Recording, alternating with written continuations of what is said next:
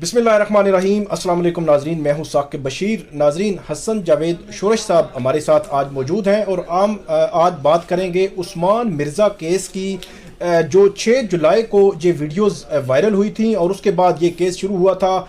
इस्लामाबाद की तारीख में E11 में ये वाक़या पेश आया था और इस्लामाबाद की तारीख में जो 2 बड़े हाई प्रोफाइल केसेस इस वक्त इस्लामाबाद कचहरी में चल रहे हैं, उनमें ये एक उस्मान मिर्ज़ा का केस है और दूसरा नूर मुकद्दम का केस है। उस्मान मिर्ज़ा केस में गुज़श्ता कई रोज़ से कोई अपडेट आपके साथ शेयर नहीं की, तो मैंने ज़रूरी समझा कि कुछ अपडेट मैं आपके साथ शेयर करूँगा। कुछ हम हसन जावेद शोरश साहब से पूछेंगे जो इसमें मुतासरा लड़का और लड़की के वकील भी हैं और शुरू दिन से इसकी पैरवी कर रहे हैं।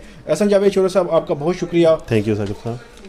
पहले मैं आप थोड़ा सा आपको बता देता हूं कि केस अब किस स्टेज पे है। बड़ा जो है, मैं आपको वन लाइनर अगर आपको कहूं तो वो ये है कि उस्मान मिर्ज़ा का केस का स्पीडी ट्रायल हो रहा है और मेरा ख्याल है नूर मुकद्दम केस से भी इस केस का पहले फैसला आएगा और तकरीबन डे टू डे अगर कहें आप हेयरिंग्स हो रही हैं। अगरचे डे टू डे का मतलब रोज़ बरोज़ नहीं है, लेकिन ये है कि बहुत तेज़ी से ये केस आगे बढ़ रहा है। इस केस में अभी तक 7 जो गवाह हैं उनके बयानात कलम बंद हो चुके हैं। उनके नाम मैं बता देता हूँ। सैद वली हैं, उसके जो गवाह हैं उनका क्या क्या रोल है वो हम पूछेंगे हसन जावेद शोरश साहब से। सैद वली हैं, अनायत हैं, उसके अलावा SP ऑफिस के जो कंप्यूटर ऑपरेटर हैं, थाना के कंप्यूटर ऑपरेटर हैं, रब नवाज हैं, ये जामा तलाशी इन्होंने ली थी, ये हैं। इसके अलावा आसिम गफ्फार जो SHO हैं, जो मुद्दई हैं, जिन्होंने 6 जुलाई शाम को ये वीडियो देखी और उसके बाद उन्होंने जो मुद्दई की हैसियत में उन्होंने जो है वो इसमें FIR दर्ज की। उसके बाद नूर इलाही हैं, ASI हैं जो मौके पर मौजूद थे। इसके अलावा उस्मान शाह, जिससे जो मोबाइल शॉप पे जाकर, ये मोबाइल शॉप के मालिक हैं, इनसे जाकर उन्होंने जो आसिम गफ्फार है डाउनलोड करवाई थी और उसके बाद अगर ये सारा जो है वो मामला चला था। उसके बाद कौन कौन से गवाह होंगे ये हसन जावेद शोरश साहब से पूछेंगे। एक तो सर हमें ये बताएं आप, 7 गवाह हो चुके जिनमें तकरीबन 4 गवाहों पे बयानात और जरा मुकम्मल हो चुकी और तकरीबन बाकी जो गवाह हैं 7 नहीं बल्कि 8 गवाह हैं। तो 4 गवाह जो हैं उनके बयानात हो चुके हैं, उन पे जरा जो है एक वकील ने कर लिया है और आज सुप्रीम कोर्ट बार के इलेक्शन की वजह से वो थोड़ा सा जो है वो मुलतवी हुआ है और 1 नवंबर तक ये समाअत गई है। एडिशनल सेशन जज अता रब्बानी ये समाअत कर रहे हैं। इन गवाहों के जो रोल है पहले हमें ये बताएं और साथ ही ये बताएं कि नेक्स्ट कौन कौन से गवाह आएंगे और जो कितना टाइम लग सकता है गवाहों की गवाही में। जी बहुत शुक्रिया साकिब साहब। इसमें जिस तरह आपने भी जिक्र किया कि इस्लामाबाद हाई कोर्ट की डायरेक्शन के बाद जस्टिस मोहसिन अख्तर कियानी साहब जो इस्लामाबाद हाई कोर्ट के जज हैं, उन्होंने इस केस में डायरेक्शन दी थी अक्टूबर के स्टार्ट में कि इस केस का स्पीडी ट्रायल किया जाए और इसको ट्रायल को कंक्लूड किया जाए विद इन 2 मंथ्स। तो उस के बाद से जब से एविडेंस इस केस में स्टार्ट हुई है, इस केस में काफ़ी स्पीड से आप कहने के ट्रायल आगे बढ़ रहा है, जिसमें बहुत सारे गवाहों के बयानात रिकॉर्ड हो चुके हैं और उनके ऊपर बहुत सारे मुल्ज़मान के वकला की क्रॉस एग्जामिनेशन भी जो है वो कंप्लीट हो चुकी है। आज भी ये केस फिक्स था और उसमें 4 गवाहान जो हैं वो पेश हुए कोर्ट में। 2 गवाहान की एग्जामिनेशन इन चीफ रिकॉर्ड हुई, जबकि 4 गवाहान के ऊपर एक मुल्ज़म फरहान शहीन अवान के जो काउंसिल हैं उन्होंने क्रॉस एग्जामिनेशन कंप्लीट की।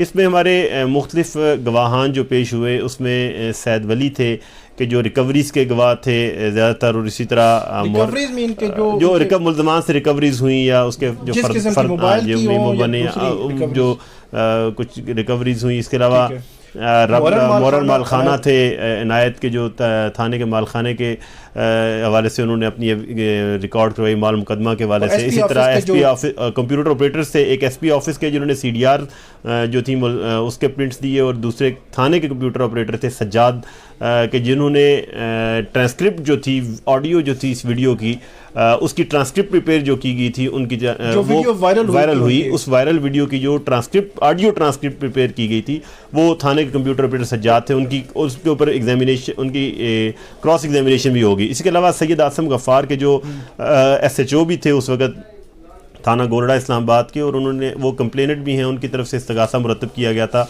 उनकी शहादत रिकॉर्ड हो गई और उनके ऊपर क्रॉस एग्जामिनेशन जो है गुज़श्ता तारीख पर कुछ वकला की जानब से मुकम्मल कर ली गई थी।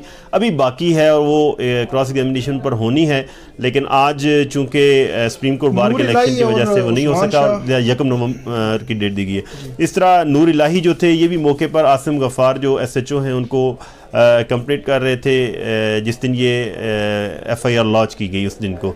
इस तरह उस्मान शाह वो शख्स है कि जिसके मोबाइल शॉप से SHO साहब ने जो कंप्लेनेंट हैं उन्होंने वीडियो देखने के बाद जिन्होंने उसकी मोबाइल शॉप से वीडियो डाउनलोड की और USB में लेकर आगे बढ़े, तो इसलिए इन गवाहान की शहादतें रिकॉर्ड की गई और कुछ पर जिरा मुकम्मल होगी, कुछ जो है वो बाकी हैं अभी। ये मुख्तसर सा एक खाका मैंने आपको। इसके अलावा कौन कौन से अच्छा, इसमें भी साकिब साहब कुछ गवाहान जो हैं वो इसमें बाकी हैं। एक तो असिस्टेंट कमिश्नर्स हैं कि जिनके बयानात रिकॉर्ड होने हैं 2। इसके अलावा IOs जो इम्पोर्टेंट हैं 2 से शफ़क़त और एक और IO है इसमें। इसके अलावा फॉर श्योर जो विक्टिम्स हैं दोनों मेल और फीमेल विक्टिम जो हैं उन दोनों को अभी एविडेंस के लिए पेश होना है कोर्ट में, और इसके अलावा चंद 1-2 गवाह मज़ीद जो हैं वो उनको पेश करवाना है। इसलिए ये ट्रायल खासी स्पीड से आगे बढ़ रहा है इस्लामाबाद हाई कोर्ट की डायरेक्शन के मुताबिक, और आलमोस्ट डे टू डे आप ना भी कहें तो 1-2 दिन की डेट्स के साथ अकॉर्डिंगली जो है ये केस आगे बढ़ रहा है और बहुत स्पीडी होप की जाती है कि ट्रायल कंक्लूड हो जाएगा। अच्छा, गवाहों के बयानात हो गए, जरा मुकम्मल हो गई, उसके बाद कितना एक टाइम लगता है? देखिए उसके बाद जब नॉर्मली ये प्रोसेस कंप्लीट हो जाएगा, जो फाइनल आर्गूमेंट से कबल जो प्रोसेस उसके कंप्लीशन के बाद फिर जाहिर है कि डिफेंस साइड से प्रोसिक्यूशन साइड से फाइनल कंक्लूडिंग आपके लिए आर्गूमेंट्स होंगे, उसके बाद कोर्ट वर्डिक्ट दे दी। इसलिए जिस स्पीड से कोर्ट जनाब अता रवानी साहब जो एडिशनल सेशन जज हैं और जेंडर बेस्ड वायलेंस कोर्ट के को यहाँ पर चला रहे हैं इस्लामाबाद में, उन जिस स्पीड से और आप कह लें कि वो ट्रायल को कंडक्ट कर रहे हैं और इसको इस्लामाबाद हाई कोर्ट की डायरेक्शंस के मुताबिक लेकर चल रहे हैं, तो उम्मीद ये की जाती है कि बहुत जल्द इस केस का फैसला। अच्छा, USB भी चलाई गई थी पिछले जो समाअत थी उसमें कोर्ट रूम में, और वो USB जो वही है जिसमें वीडियोस हैं? जी, वो पुलिस ने वो ट्रांसक्रिप्ट प्रिपेयर करने के लिए ज़रा ऑडियो सैंपल्स उसमें लिए, फिर कुछ वीडियोस का बैकअप भी उन्होंने रखा, तो उन USB का वो चलवाई गई थी लास्ट डेट पे मुल्ज़मान के वकला की जाने से, चूँकि वो एग्जिबिट की गई थी एविडेंस के दौरान, इसलिए उनको जो है वो उसको फिर रिकॉर्ड कोर्ट के अंदर। अच्छा, अगले सवाल की तरफ बढ़ने की तरफ जाने से पहले मैं जो है आपको बताऊं कि आज जो मुल्ज़मान थे उनको जो अडियाला जेल से ही स्काइप के ज़रिए जो है उनकी हाज़िरी लगाई गई, और वो जो स्काइप के ज़रिए ही उनकी हाज़िरी जो है यकीनी बनाई गई, क्योंकि रास्ते बंद हैं इसलिए जो है वो यहाँ पे वो पेश नहीं हो सके। अच्छा, अगला सवाल ये है कि कुछ मुल्ज़मान इस केस में इश्तिहारी 3 मुल्ज़मान हैं जो इश्तिहारी हैं, उनकी हद तक ज़ाहिर है वो तफ्तीश भी मुकम्मल नहीं और आगे नहीं चला, लेकिन बाकी केस जो है बाकी कोई असर तो नहीं है। नहीं, ये बिल्कुल इंडिपेंडेंटली इनका ट्रायल चल रहा है और इस ट्रायल को जो है वो कंक्लूड किया जाएगा इसी तरह जब अगर वो मुल्ज़मान ना भी हो तो। ठीक है। इसके अलावा नाज़रीन, नेक्स्ट डेट में असिस्टेंट कमिश्नर अनिल सईद हैं और डॉक्टर सानिया हैं, ये जो है बतौर गवाह जिनके बयानात जो है वो कलम बंद होंगे। 1 नवंबर तक ये समाअत गई है। इसमें अभी जो FIA की फ्रांसिक रिपोर्ट है वो भी आना बाकी है। जो मोबाइल्स दिए गए थे मुल्ज़मान के FIA को, उनकी फ्रांसिक रिपोर्ट यहाँ पे आएगी, तो वो भी बड़ी जो है वो उसमें इम्पॉर्टेंट होगी। तो ये नाजरीन उस्मान मिर्ज़ा केस की ये अपडेट है, और उस्मान मिर्ज़ा केस अब 1 नवंबर को इस केस पर समाअत होगी। हसन जावेद साहब, आपका बहुत शुक्रिया। नाजरीन, वीडियो देखें और इस पे फीडबैक ज़रूर दें और कमेंट ज़रूर करें। Thank you.